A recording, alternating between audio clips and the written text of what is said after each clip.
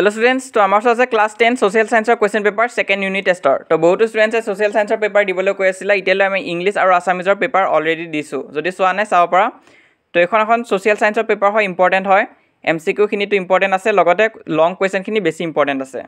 Yat problem to hol je paper khon okol English medium ot he ase Assamese medium ot nai. To Assamese medium students khini alop okhubida pabo para kintu upayo nai karon second unit tester paper poa na jay tenekoi. To prothom MCQ ase the largest ocean on the world ki hoy Pacific Ocean. To enuka nisna kisuman common MCQ ase logote junblak long question hoy hekini besi important hoy.